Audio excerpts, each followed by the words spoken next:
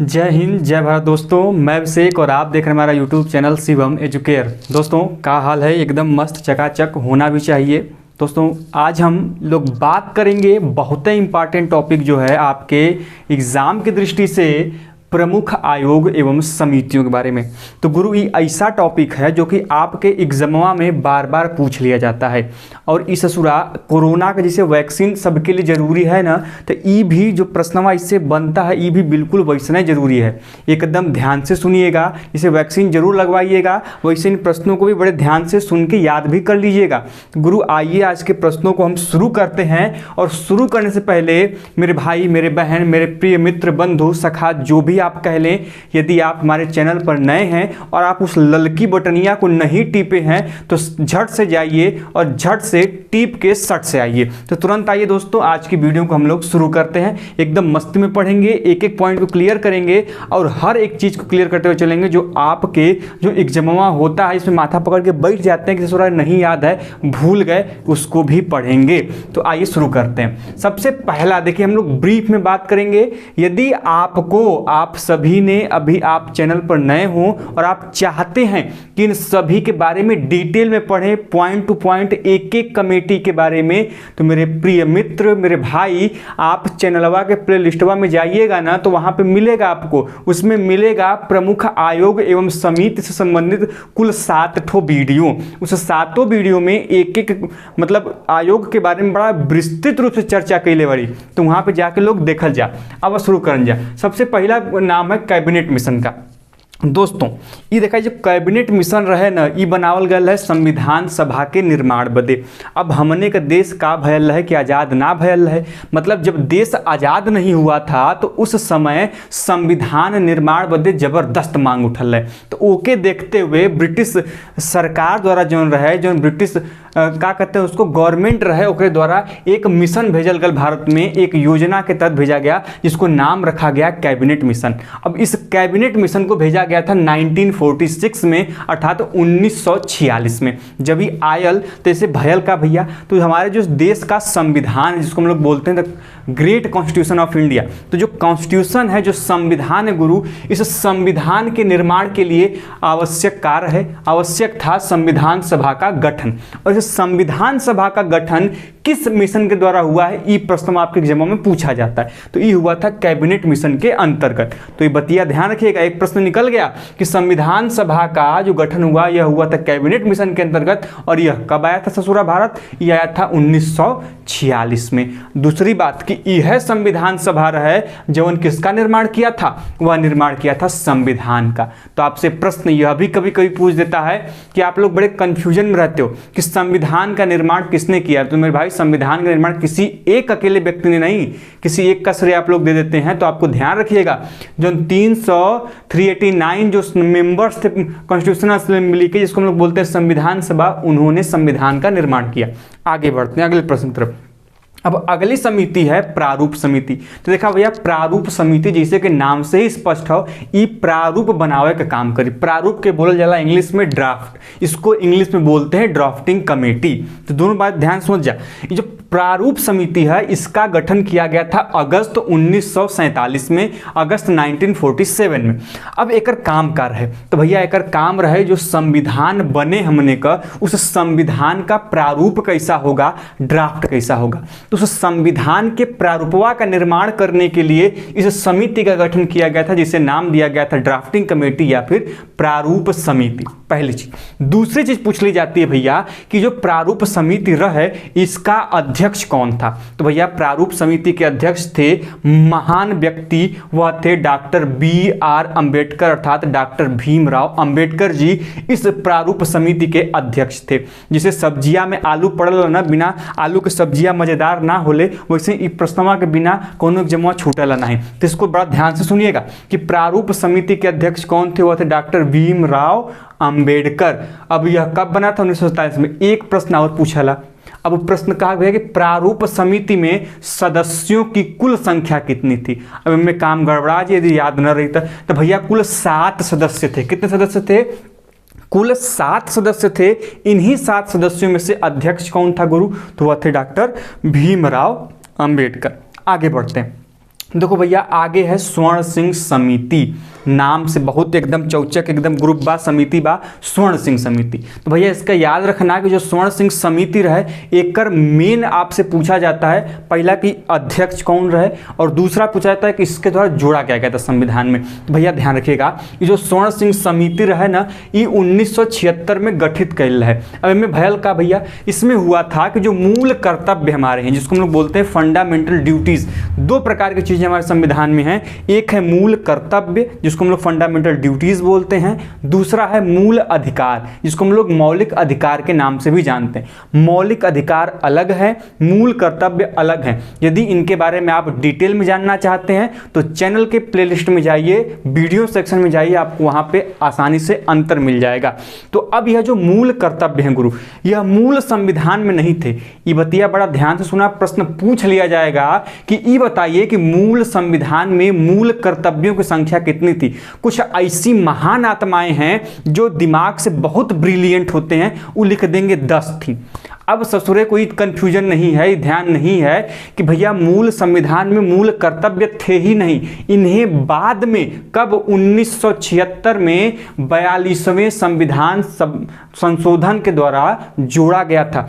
अब ये जो स्वर्ण सिंह समिति थी ना, इसी समिति ने, इसी आयोग ने क्या किया था, सिफारिश किया था, सिफारिश लगाया था, पैरवी लगाया था सरकार से। कहा था कि भैया जो मूल कर्तव्य हैं इनको भी सरकार में अपने संविधान में शामिल कर लो, ये बड़े काम की चीज़ हैं। तब इनके कहने पर, स्वर्ण सिंह कमेटी के कहने पर दोस्तों हमारे संविधान में किसको गठन किया गया, मूल कर्तव्यों का गठन किया गया। दो चीज़ें और ध्यान में रखेंगे कि जब मूल कर्तव्यों का समावेश किया गया, जब पैरवी किए थे, तो आपसे संख्या पूछ सकता है कि कितनी संख्या में जोड़े गए। तो भैया मूल कर्तव्य मूल रूप से 10 थे, एक बाद में जोड़ा गया 86वें संविधान संशोधन के द्वारा। आगे बढ़ते हैं, राज्य पुनर्गठन आयोग 1956। तो गुरु राज्य पुनर्गठन आयोग के तहत कई सारे बने, जैसे कि एस.के. धर कमेटी बनी रहे। इसके बाद जो हम यहाँ पे बात करेंगे फजल अली आयोग है, कभी कभी आपसे फजल अली आयोग भी पूछेगा, तो दोनों आपको ध्यान रखना है।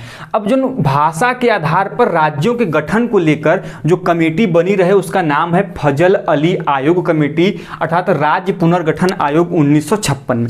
अब इसका नाम क्या था दोस्तों, इसके अध्यक्ष कौन थे, तो गुरु इसके अध्यक्ष थे डॉक्टर फजल अली। एक बात और बड़ा ध्यान से सुनिएगा कि ये जितने भी आपके समिति हैं ना और आपसे अध्यक्ष पूछ दे तो एक ट्रिकिया बड़ा ध्यान सुनिएगा कि अधिकतर जो समिति होती हैं, जो भी आयोग होते हैं, उनके अध्यक्ष के नाम पर ही दोस्तों समिति का गठन भी किया जाता है। यदि ऑप्शन में कुछ ऐसा दिख रहा है तो आप उसको मारेंगे, आपका 80% नाम उसी पे होते हैं। आगे बढ़ते हैं भैया, देखो जो बलवंत राय मेहता समिति है गुरु, ये बना था 1956 टू 1957 के बीच में। अब देखो दो प्रकार की समितियां हैं, अब इससे कंफ्यूजन कहाँ होता है, लोग कन्फ्यूजिया कहाँ जाते हैं, कन्फ्यूजिया जाते हैं इन दोनों नामों को लेकर। देखिए लगभग सेम है, बलवंत राय मेहता समिति, अशोक मेहता समिति, और दोनों का दोनों जुड़े हुए हैं पंचायत से। जो गाँव का पंचायत नहीं होता है, गाँव वाला पंचायत, एकदम वही से जुड़े हैं। अब अंतर यह है बात ना कि जो बलवंत राय मेहता समिति है गुरु, यह त्रिस्तरीय पंचायत से संबंधित है, अर्थात पूछ देगा प्रश्नवा कि कौन सी ऐसी समिति थी, आयोग थी जिसने त्रिस्तरीय पंचायत का गठन किया या उसकी सिफारिश की मांग की, तो वह था दोस्तों आपका बलवंत राय मेहता समिति। वहीं पर यदि आपसे पूछ दे कि द्विस्तरीय पंचायत का सिफारिश किसने किया था, तो गुरु आपको ध्यान रखना है वो किए थे अशोक मेहता समिति में। दोनों को आपको ध्यान रखना है। वर्तमान में त्रिस्तरीय समिति प्रचलित है हमारे भारत देश में। अब अगला जो है हम लोगों का आयोग, उसका नाम है सरकारी आयोग। बहुत प्रश्न इंपॉर्टेंट है, बहुत ज़्यादा पूछा जाता है आपके एग्जाम में, इसलिए इसको रट्टा मार लेंगे, घोल के पी जाएंगे, जन्म घुट्टी करके कैसे बस इसको याद रख लेंगे। देखिए ये जो आयोग है ये 1983 में गठित हुआ और इसका काम क्या था, इसका उद्देश्य क्या था गुरु, तो इसका उद्देश्य था केंद्र एवं राज्यों के बीच में जो संबंध स्थापित करना। मतलब केंद्र एवं राज्य जवन रहे ना, एक बीच में कैसे अच्छे संबंध स्थापित हो जाएं, कैसे दोनों मिलके बढ़िया बढ़िया काम करें और देश का कल्याण करें, उसके लिए गठित किया गया था भैया सरकारिया आयोग। अब कब गठित किया गया था, 1983 में। सरकारिया जी इसके अध्यक्ष भी थे, यो ध्यान रखिएगा। आगे बढ़ते हैं, जिसका कमेटी का नाम है बासवान समिति। ये ससुरा प्रश्न बहुत कंफ्यूजन वाला है, ये बच्चों को बहुत परेशान करता है, तो इसको परेशान अब आप लोगों को करना है। भैया ये गठित किया गया था 2016 में, भैया कुछ साल पहले में गठित हुआ था। और इसका काम क्या था? तो भैया इसका काम था कि इसने सिविल सेवा, जो सिविल सेवा हैं, IAS, IPS, IFS, IRS, जितने भी सिविल सेवाएं हैं, उनमें कुछ बदलाव को लेकर दोस्तों इस समिति का गठन किया गया था। अब सिविल सेवा संबंधित कुछ अन्य समितियों का भी गठन किया गया था, जिसको आपको ध्यान रखना है, जैसे कोठारी आयोग समिति। इस ससुरा भैल गठन 1976 में, इसका संबंध भी सिविल सेवा आयोग समिति से ही है। और साथ में बात करें दोस्तों, तो जो PC होता समिति थी, जिसका गठन 2002 से 4 के बीच में किया गया था, इसका भी संबंध किससे है? सिविल सेवा से। तो कुल 3 ऐसे आपको दिखे ना दोस्तों, कौन कौन से दिखा? तो भैया दिखा हमको बासवन समिति, कोठारी आयोग समिति और PC होता समिति। इनका संबंध गुरु किससे है? तो इनका संबंध है मेरे लाल, मेरे भाई, वह है कि सिविल सेवा से। और खासकर बासवन समिति बार बार पूछला, तो इसको आपको क्या ध्यान रखना है कि सिविल सेवा में बदलाव से संबंधित इसका नियम है, कानून है। आगे बढ़ते हैं। ये जो प्रश्न है ना, ये बहुत इंपॉर्टेंट है। ये है का भैया कि जो तारकुंडे समिति है, ये 1974 में था। अब देखिए प्रश्न कैसे से पूछता है, प्रश्न ये पूछता है आपसे ना कि जो तारकुंडे समिति थी, या फिर जो चुनाव होते हैं, इलेक्शन होते हैं, देखते हैं कि चुनाव में जम के धांधली होती है भाई साहब, जम के भ्रष्टाचार होता है। अभी चुनाव में जो भ्रष्टाचार होता था, पैसे की जबरदस्त मनमानी होती थी, कहीं से पैसा लाए चुनाव में फूंक डाले। देखते होंगे चुनाव के दौरान करोड़ों लाखों रुपए ऐसे बहा दिए जाते हैं जनता के बीच। तो उसी भ्रष्टाचार को गुरु कम करने के लिए, इस धांधली को रोकने के लिए गुरु कौन से आयोग का गठन किया गया? तो आपको ध्यान देना होगा, उस आयोग का नाम रहे गुरु तारकुंडे समिति। का रहे तारकुंडे समिति, 1974 में इसका गठन हुआ और इसके अध्यक्ष थे VM तारकुंडे। कौन थे गुरु? VM तारकुंडे थे। इसका मतलब मोटो क्या था, उद्देश्य क्या था? तो भैया इसका मोटो रहे कौन सा? चुनाव सुधार या चुनाव में व्याप्त भ्रष्टाचार को समाप्त करना। आगे बढ़ते हैं। तो हमने PC होता समिति की बात करी ली, इसका संबंध है सिविल सेवा से। आगे है भैया पुंछी आयोग। अभी हम लोगों ने बात किया था सरकारी आयोग की, पहले ही बात की हम लोग, क्या 1983 में जब सरकारी आयोग समिति गठन किया गया था, तो गुरु इसका भी काम था केंद्र राज्य संबंध को बढ़ावा देना, उनके बीच में कैसे मेल जोल बढ़े, कैसे वो बेहतर काम कर पाए, उसका काम था, उद्देश्य था। बिल्कुल वही उसी आधार पर अन्य एक आयोग था पुंछी आयोग। दोस्तों पुंछी आयोग का भी मोटो वही था, उद्देश्य वही था। क्या था? तो भैया केंद्र राज्य संबंध पर कभी कभी पूछ लेता है कि पुंछी आयोग के अध्यक्ष कौन रहे। तो भैया बड़ा सिंपल सा, अच्छा सा, साफ सुथरा नाम है, मदन मोहन पुंछी। कौन है भैया? मदन मोहन पुंछी जी किस आयोग के अध्यक्ष थे? तो भैया ये आयोग के अध्यक्ष थे। पुंछी आयोग के संबंध या फिर उद्देश्य क्या है? तो वह केंद्र राज्य संबंध का। आगे बढ़ते हैं गुरु।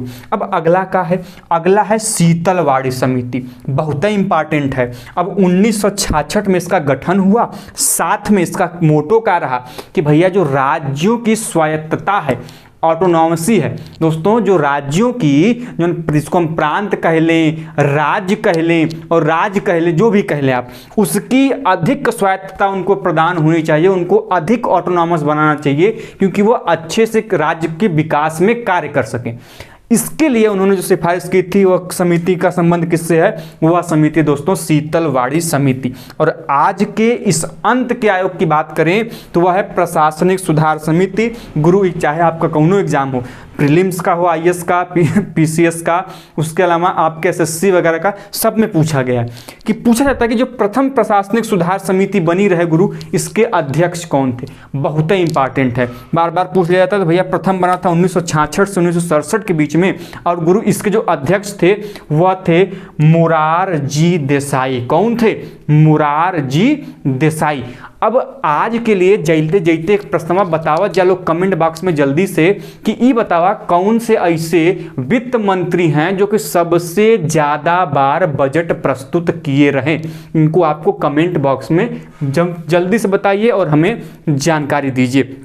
दोस्तों तो गुरु आज का वीडियो कैसन लगल हमें कमेंट बॉक्स के माध्यम से बतावत जा। मिलल जी ऐसा ही इंटरेस्टिंग और इम्पॉर्टेंट क्वेश्चंस के साथ अगले वीडियो में।